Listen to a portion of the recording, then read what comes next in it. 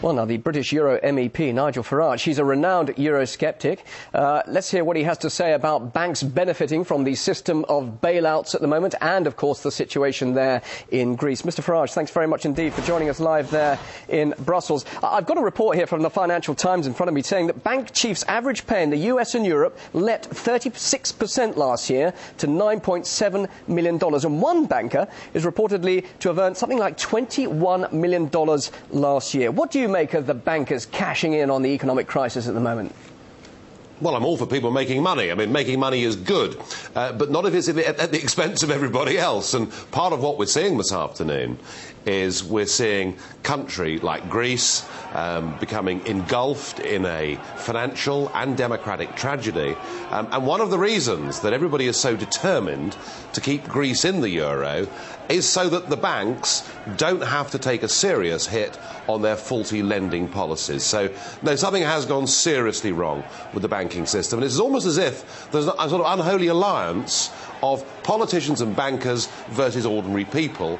And I'm sure that's what the people on the streets of Athens today feel like. But the regulators are clearly failing, aren't they? Why should these bankers be allowed to get away with this? I mean, surely a lot of that anger we're seeing in Greece is directed to those sort of people we're talking about right now.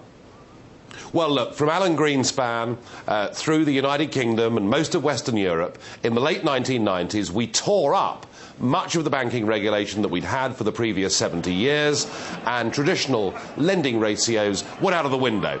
When the whole thing went belly up in 2008, the response from the European Union and from other governments was we had to do whatever was necessary to prop up these banks and to keep them in business. And we're now beginning, I think, to pay the price for that. Don't think the banking crisis is over. I suspect that it's hardly begun.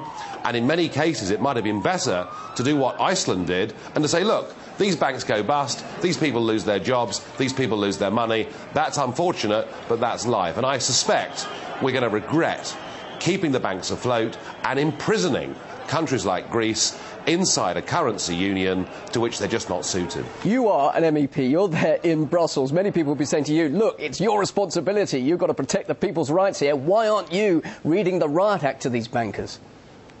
Well, I'm afraid that this is not just the bankers, you know, because it's the politicians in the first place that change the rules for the bankers, and it's the politicians that are propping up the bankers. And I have been trying with President Van Rompuy, with President Barroso, with all the people that lead the EU, I have been trying now for 4 years, in question after question and speech after speech, I've been saying to them, what is plan B? Isn't it time we admitted that Greece, Portugal, Ireland are not suited to the Eurozone?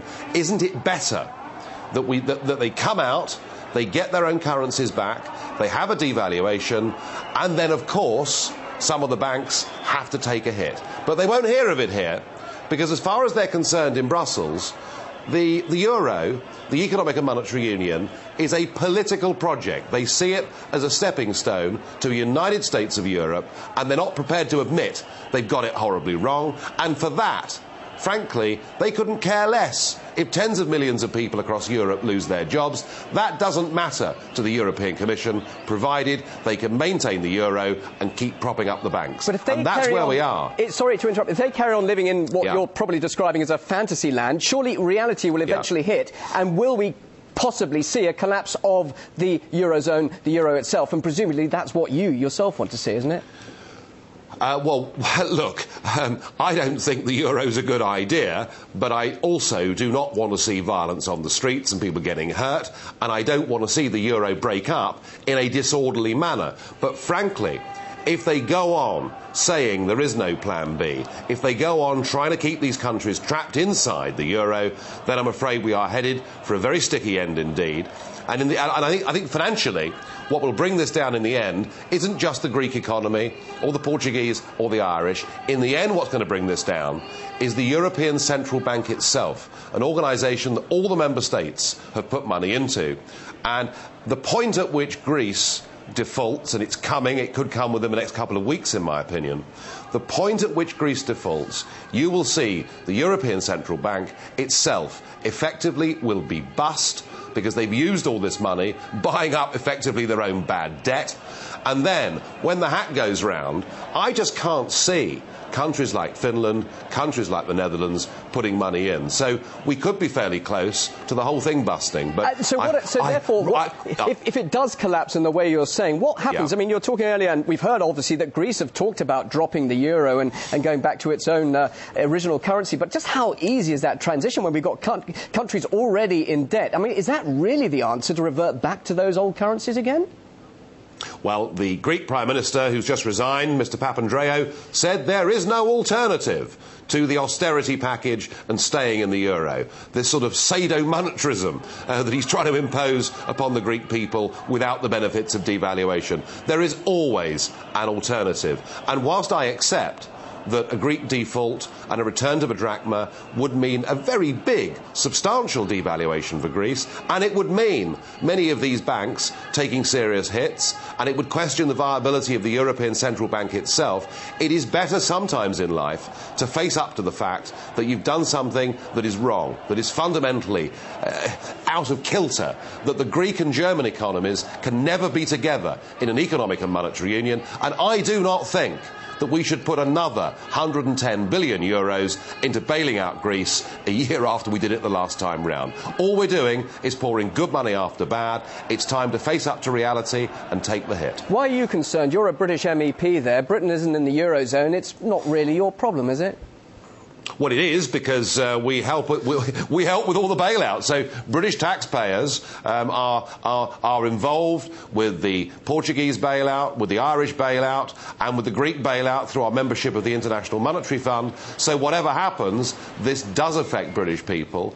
And as an MEP, you know, I'm linking arms with politicians from other parties and countries who are saying the same thing. Let's get rid of this euro nonsense. It was bound to fail. It is now causing civil disorder on the streets of Greece, the level of which, frankly, is very worrying and very frightening, and it's time things change. Are you concerned about the same sort of civil disorder perhaps occurring in Britain? Well, I think this. I think if you rob people of their democratic rights, if you take away from them their ability to determine their future by who they vote for and who becomes their Prime Minister, and frankly that's happened in Greece. It doesn't matter whether Papandreou or somebody else is the PM, all the while they're trapped in the euro and taking orders from the European Commission as to what they must tax and what they must spend. I think if you take that away from people, then the only alternative they're left with is civil disobedience, is civil disorder. It is deeply, deeply worrying. We need a good dose of democracy, both in Greece, in Britain and everywhere else, and if we do that, we'll prevent these things from happening. And just briefly, do you think, from what we're seeing there in Europe, your stance, UKIP, the party obviously that wants to get Britain out of Europe, do you think you're scoring more political support now and points, bearing in mind with what we're seeing at the moment? How do you feel about your party and your position at the moment there? Well, can I draw a parallel? And that is the True Finns party, led by Timo Soini, who's been a colleague of ours here in the European Parliament. They, in the recent Finnish general election, went from 4% at the previous election to 19% in the recent election.